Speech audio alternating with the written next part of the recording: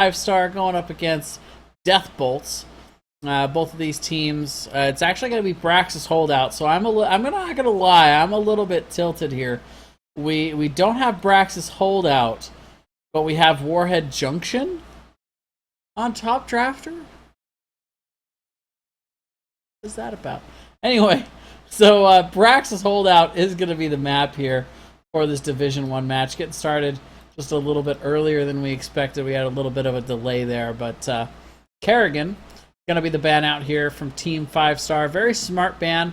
Kerrigan has a lot of presence on Brax's holdout, being able to push people off of those beacons, and we've been seeing a lot of Braxis lately. I think that has been the go-to map for a lot of teams, figuring that they can get a little bit of an advantage picking up that map, practicing with it.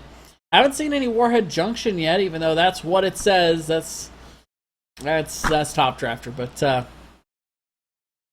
thinking about making a little overlay that just whites that out, and I can just put what one is actually in. I think that's a good idea. I should work on that. But Sylvanas is going to be the pickup here. Surprisingly, Team 5-star going to be able to pick up Sylvanas.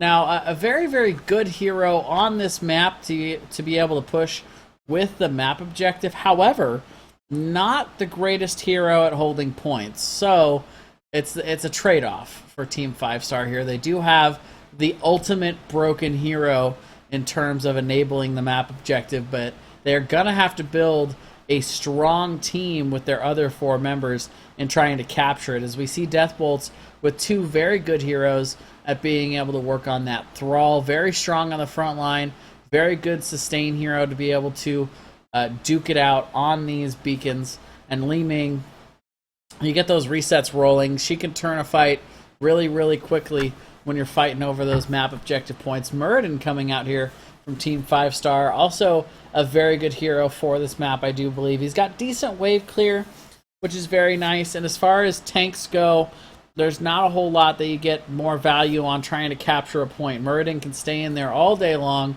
getting a lot of value, and then can just hop his way on out as soon as he feels like he's starting to get in trouble.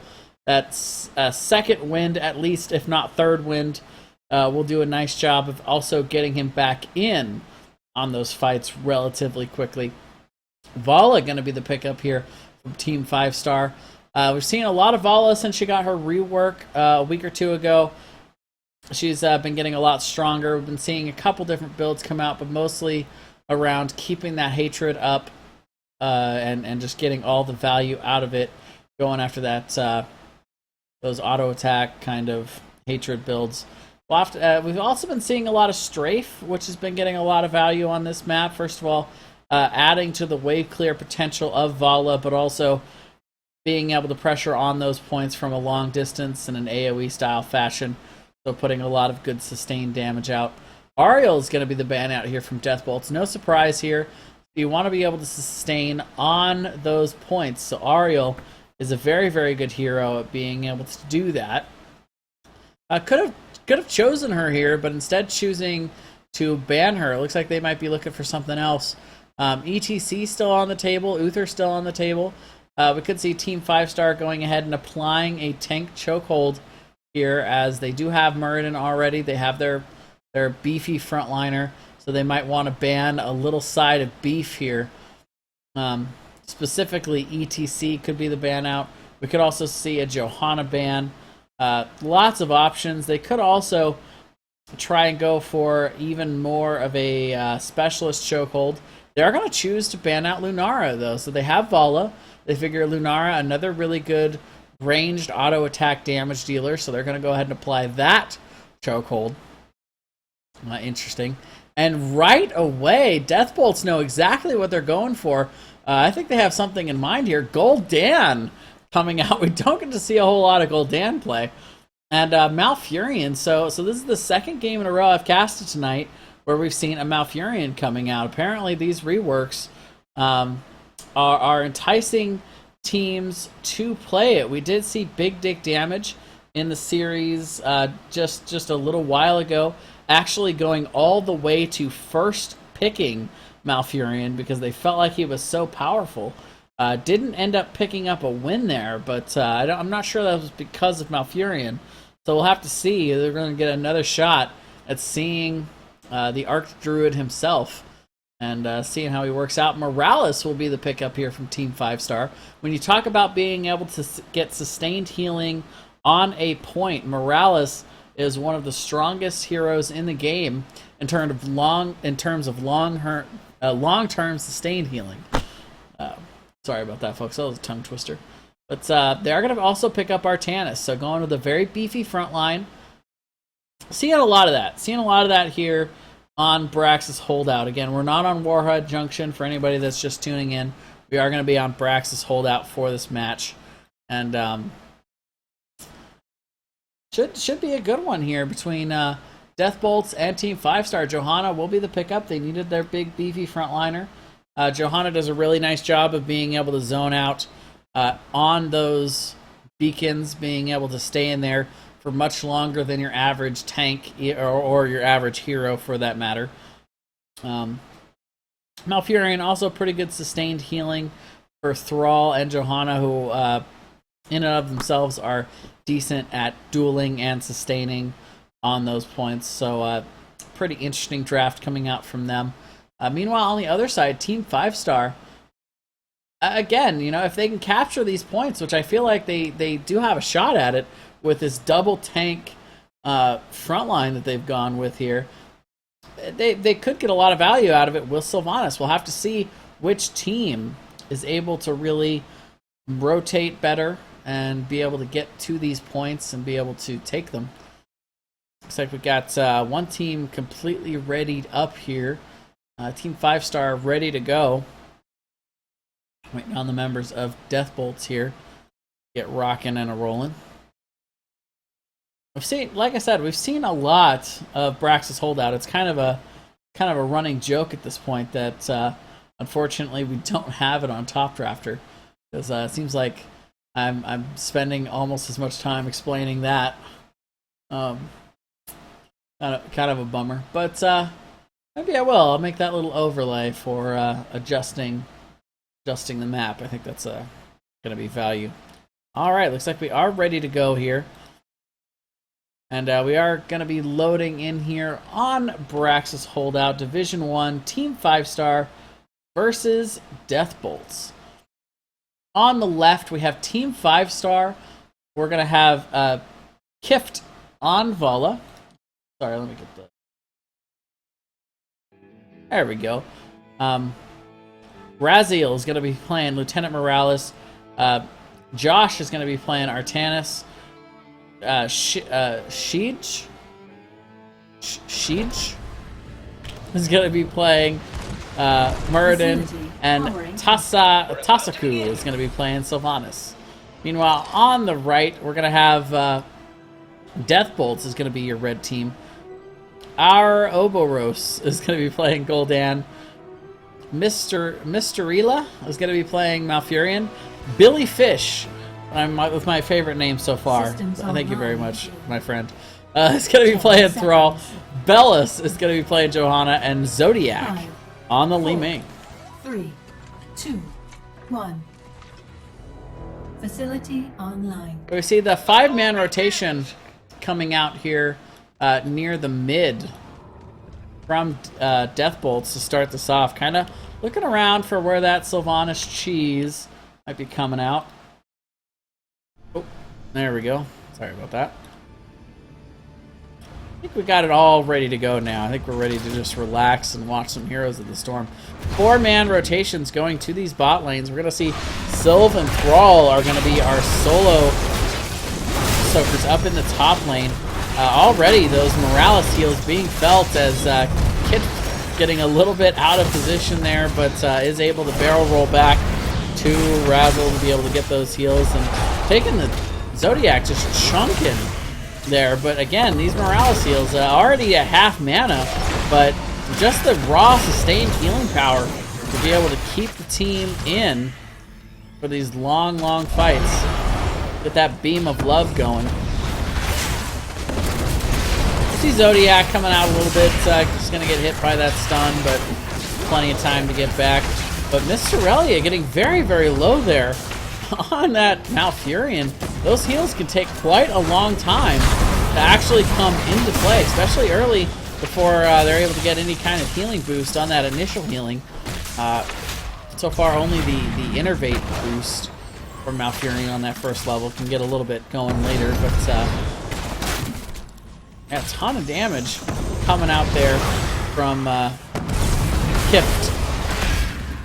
Getting a lot of damage out there from Vala. The beacons are energizing. So finally, we will see the beacons coming into play here in the top lane. Just kind of a standoff here. Neither of these players getting a whole lot of push on each other. That could actually end up being a really big factor. Thrall is gonna get that top one. Gonna take a lot of pressure off of Deathbolts in that bottom lane with that 4-man rotation. They are gonna end up rotating here though. Sheed's doing his best to at least try and stay in on this, keep an eye on it. However, the swap is gonna come out on Belius, not doing a whole lot there. Zodiac is gonna try and get in on this point, but Josh doing a nice job of sticking on it and zoning it. Meanwhile, Gul'dan going down there. I completely missed that. I'm not even sure what happened to Gul'dan. It looks like maybe it was dueling Kift in that bottom, if I had to guess. Yes, indeed, it was Kift that got that kill. So, sorry about that, folks. Kind of missed that one, but nice job here being able to hold this bottom. It's very important for Team 5-Star to be able to hold this bottom, since the top lane is kind of a losing situation for them. But we do see Gul'dan going ahead and rotating down here. Again, kind of losing that duel to Vala with that infinite beam, but Morale is completely out of mana here. Is not going to be able to sustain this forever, and Kitpa is going to be the first to feel that. The resets are going to come into play here.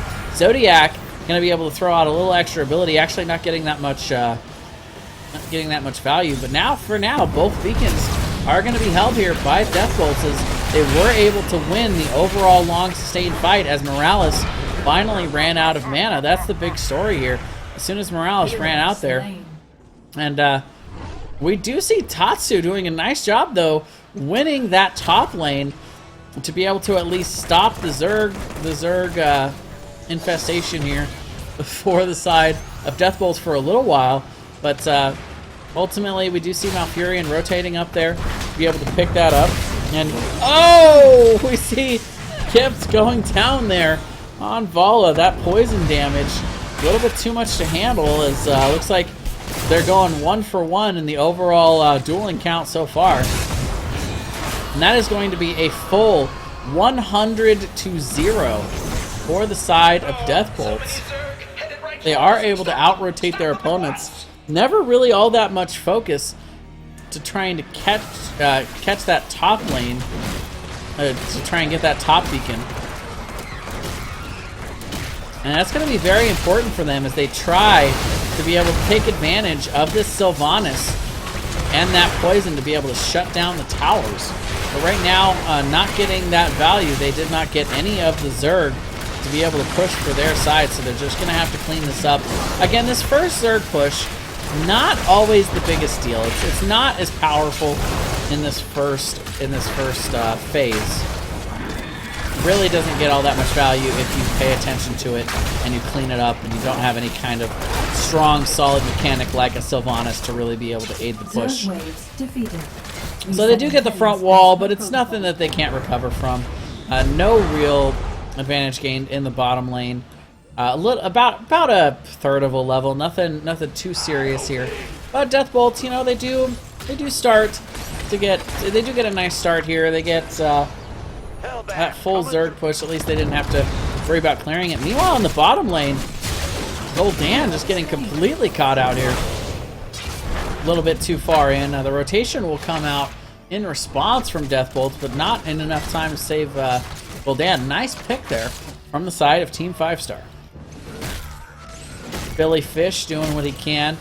Try and clear this top lane, aid the push of these Mercs, maybe trying to get a little bit more value into that exposed fort in the top lane. However, Josh going to go ahead and respond to this. Also going to see Sylvanas coming up, so this is going to be a 2-on-1.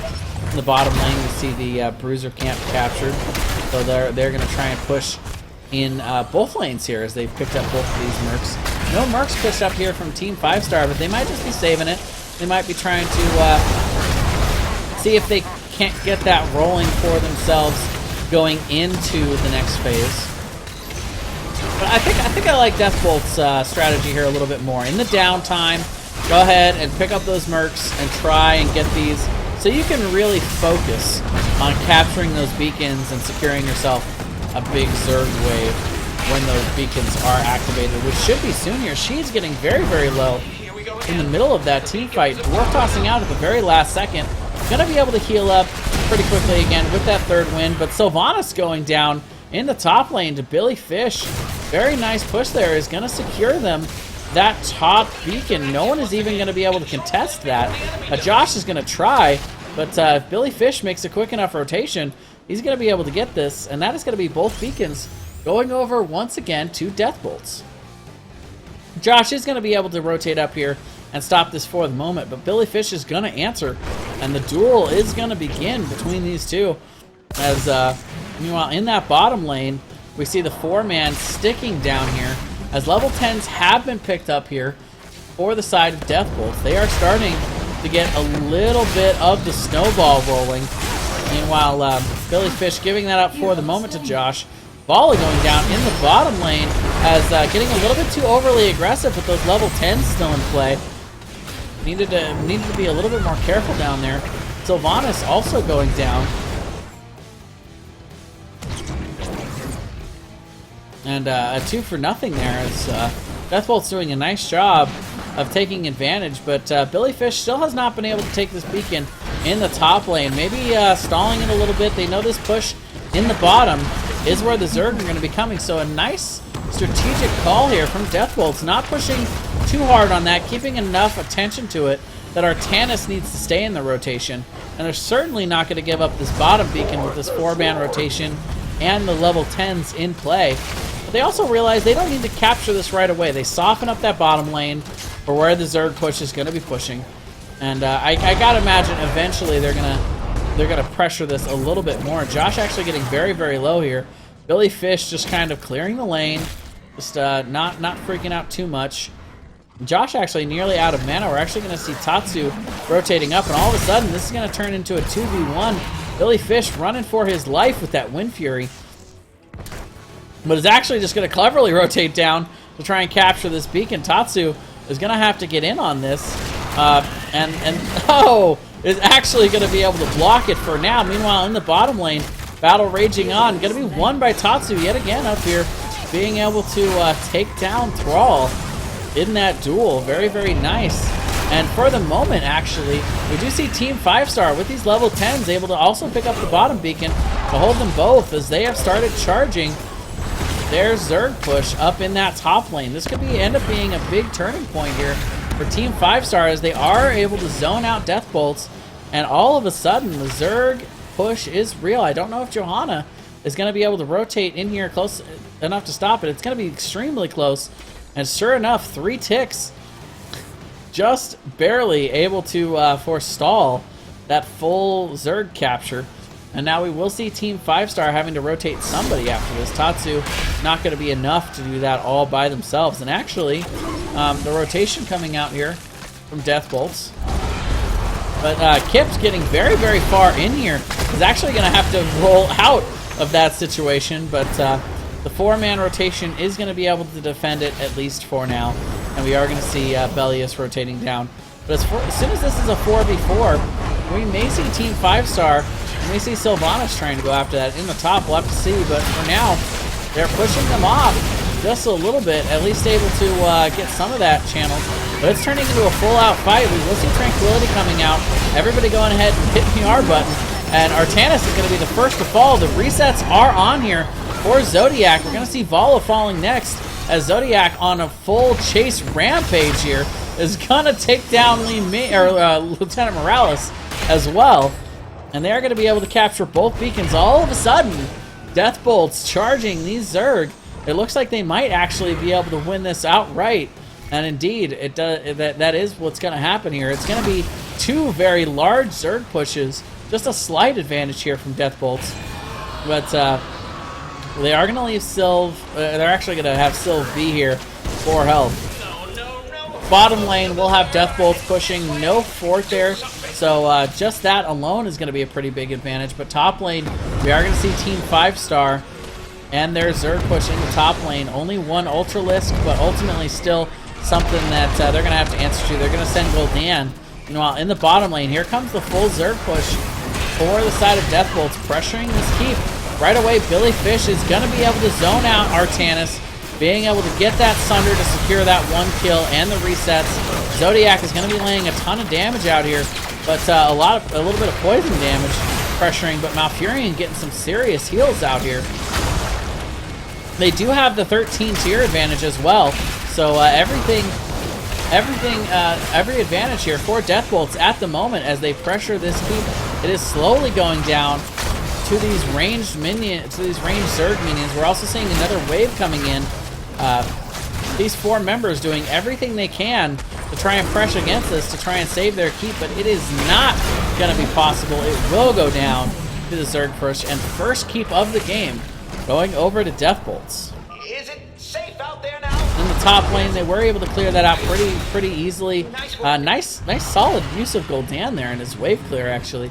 Not a whole lot of value coming out there from that top Zerg push, despite the fact that it was a nearly full Zerg push, 94%, and was able to solo clear that.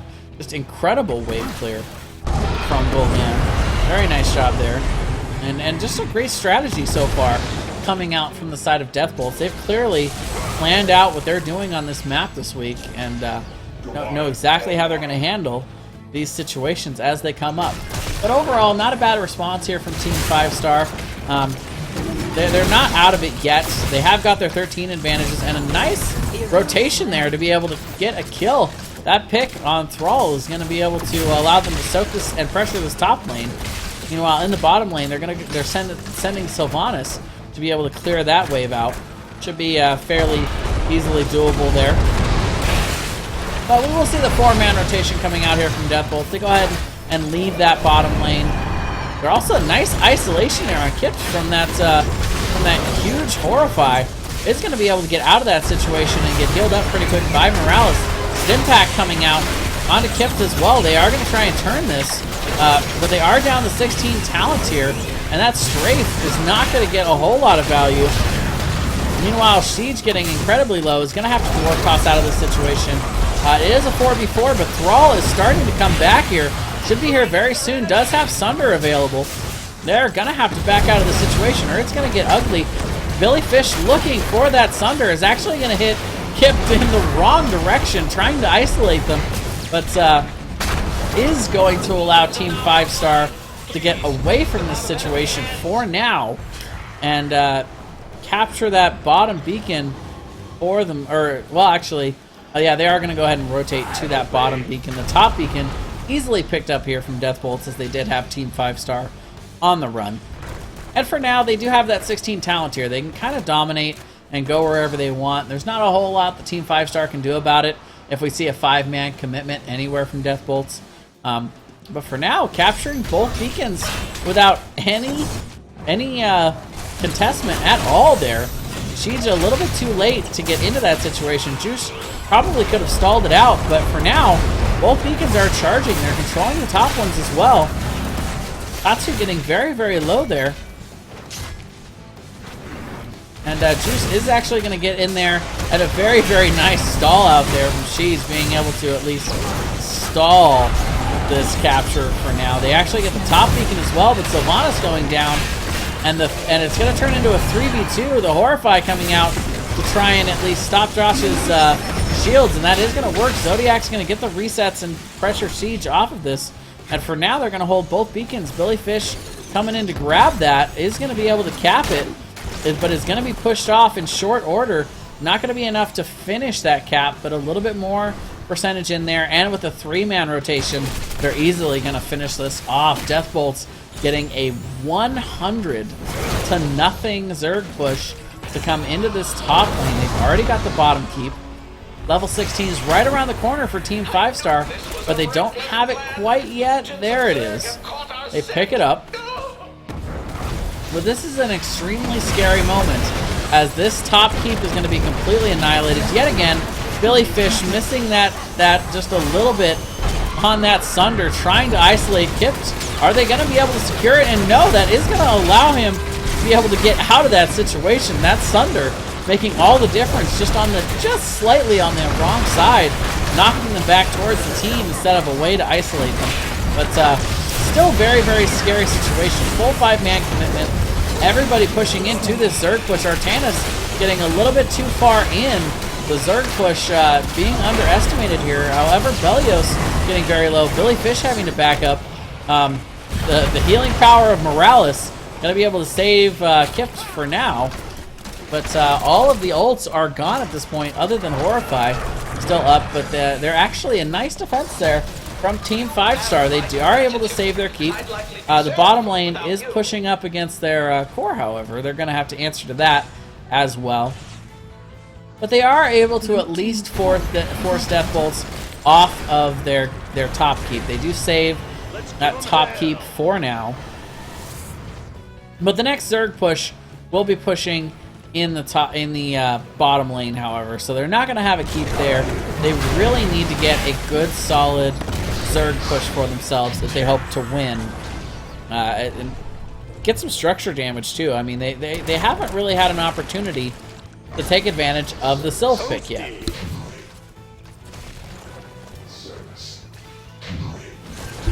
Invade coming in here a little bit too late to try and steal the camp for the side of Deathbolts, but they could start to look for some picks.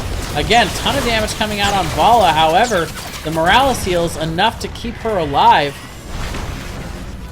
And nice response to the burst damage coming out from Zodiac, as Raziel able to keep them alive. But again, Kipt is isolated here. Gonna miss the Wolf. A nice volley, or vault, to be able to get her away. And tiny Vala is going to have the stim pack, however, letting that pass. And there is the isolation. This time Sunder hit perfectly, and that is going to result in Vala going down. It's just that little bit. All of a sudden, Zodiac's resets are on. Another reset coming in here. All of a sudden, they are turning on this keep as they get a couple of quick picks. And look at that keep just completely melt under the pressure of Gul'dan, Li Ming, and Thrall. Crazy amounts of siege damage coming out. And now the beacons are up. Now they can just rotate pretty safely to these. 2 members down. Artanis and Vala, 2 very, very strong assets that they really need to be able to use to get these beacons. Sylv not very good at capturing it. Certainly Morales can't be up there. Muradin is, but he doesn't have the damage to really be able to sustain. Billy Fish gonna add insult to injury, going ahead and rotating and stealing this camp while they're at it. And Morales caught out a little bit. Look at the burst damage. Oh my goodness. Morales is gonna go down here. The plays coming out from Arboros. Oh my goodness, that was so much damage. I'm sorry, but is it just me, or is Gul'dan listed as a sustained damage dealer? Because that damage came out so incredibly fast to burn that Morales. And now, this has got to be it. I don't think there's a single way that Team 5-star can come back from this. They're going to give it the old college try. They do actually get Thrall here. Pretty impressive feat in and of itself. And actually, Malfurion is going to go down. These teams trading for their lives, but Kips is going to go down. Ultimately, the lane ring resets a little bit too much to be able to handle. Sheeds is going to be able to get out of the situation right as Li Ming comes up. But here comes the Zerg. They're going to be coming in full onto this core. The core will be absolutely melted. And it is going to be Deathbolts being able to win here on their home turf, choosing Braxis holdout, clearly having a solid mastery of how this map works. And congratulations to them. They did a great job of being able to rotate through to capture these beacons, doing a great job of dueling all game long. sending Gul'dan to deal with the one and only real threatening Zerg push from the side of Team 5-star. So, I mean, you look at the damage coming out here from Gul'dan. This is a Gul'dan map. Never really thought of it that way, but ton of siege damage and just a ridiculous amount of hero damage. 5 and 2. That's got to be your MVP for this match. Just incredible amounts coming out. Quest talent to be able to up the damage on corruption must have been part of, at least most of the reason why Morales just blew up at the end there. Extra heals for minion kills. Increases the ability power. So just full damage build coming out here. Just a ton of damage. You know, the extra initial damage and Morales getting hit by all 3 of those, empowering the 3rd strike. And a lot of clutch horrifies being able to split them up there. Very nice job by... I'm trying to figure out how to pronounce that one. Our Oboros? Our Obos? Either way, just a solid game coming out from them. A lot of healing coming out of Malfurion as well. You know, Morales, one of the best in terms of raw healing numbers, but Mysterila? I'm gonna go with Mysterila. Doing a nice job showing us what Malfurion is all about here. Getting the rampant growth at 40, so a pretty standard Malfurion build from a lot of what we've seen before. Hardened focus to be able to get the cooldowns back quicker. Storm Shield. It's pretty much what you would expect of a standard Malfurion build. Strangling Vines is interesting, though. We don't see a whole lot of that, but a lot of extra damage pushing in and against those Zerg pushes. You can get some nice wave clear value out of that if you're trying to push against a large Zerg push. Not that Deathbots had to deal with a whole lot of that, right? Rolling Thunder and Ride the Lightning, nothing real surprising coming out from Billy Fish. Same with Johanna. I'm seeing this build quite a lot. Even with the kit changes to Johanna, still not a whole lot of variety. They're power hungry, along with the extra resets on the orbs. Calamity build coming out. Along with Glass Cannon, that's an interesting combo. Calamity and Demon Skin, but then also the Glass Cannon to take more, to have a reduced health, but more ability power. So Glass Cannon, a little bit of a change. You don't have to do it at range anymore, so that's an interesting adjustment. Or no, actually, that's my mistake. I'm thinking Diablo. I don't know where my brain was going there, but the extra damage to go with the Calamity. We did see a lot of really clutch resets and a lot of I feel like we didn't see a whole lot of actual killing blows, but a lot of damage. I mean, look at the hero damage totals in general, just a ton of damage. Vala also dealing a lot of damage with the Hot Pursuit. Just again, going with the full Hatred build. Strafe also seeing some nice value. But a lot of interrupts also on the other side, so that made it a little bit rough. Of course, Safeguard, Bioshield to get those extra shields, to be able to prepare for a lot of that damage. Gotta love Clear for the extra knockback. Stim Drone got a little bit of value on Vala throughout the game. Intensive Care, we saw actually getting some good solid value, being able to keep Vala alive when they were focusing her quite a lot. And I say her as the character because, again, I don't really know any of these players and their actual gender, so I apologize for that. But Bruiser build coming out here, extra damage for the Seasoned Marksman. So no huge... I'm not a huge Artanis buff, but that seems pretty standard. I don't see anything sticking out at me. Third Wind, of course, and Sylvanas going with the hopefulness of being able to get extra value from those black arrows. Interesting on With the Wind, getting the extra firing range.